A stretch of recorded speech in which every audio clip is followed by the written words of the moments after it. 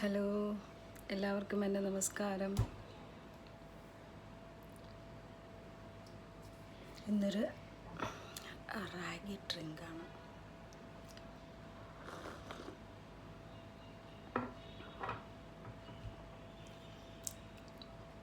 ഇതെല്ലാവർക്കും അറിയാമല്ലോ.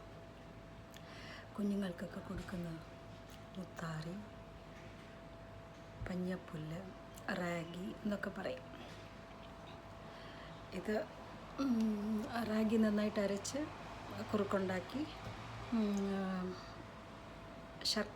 ശർക്കരയുടെ പാനി. ഞാൻ കരിപ്പെട്ടിയാണ് യൂസ് ചെയ്യുന്നത്. ഞങ്ങളുടെ നാട്ടിൽ നിന്ന് വാങ്ങിച്ചുകൊണ്ട് വന്നതാണ്.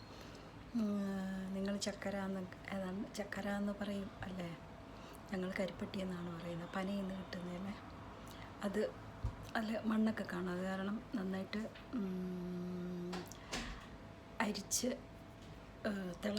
വെള്ളമൊഴിച്ച് തിളപ്പിച്ച് അരിച്ച്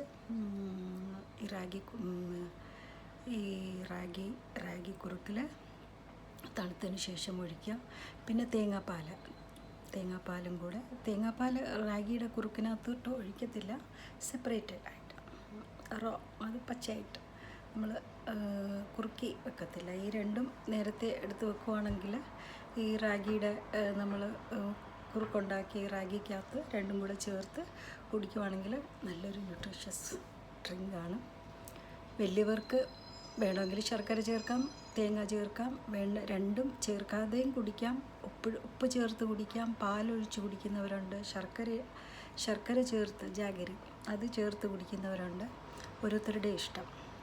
വലിയവർക്കാണെങ്കിൽ ഒരു രാവിലെയുള്ള ബ്രേക്ക്ഫാസ്റ്റ് ഇത് തന്നെ മതിയാവും. അപ്പം എല്ലാവരും ഒന്ന് ട്രൈ ചെയ്യുക.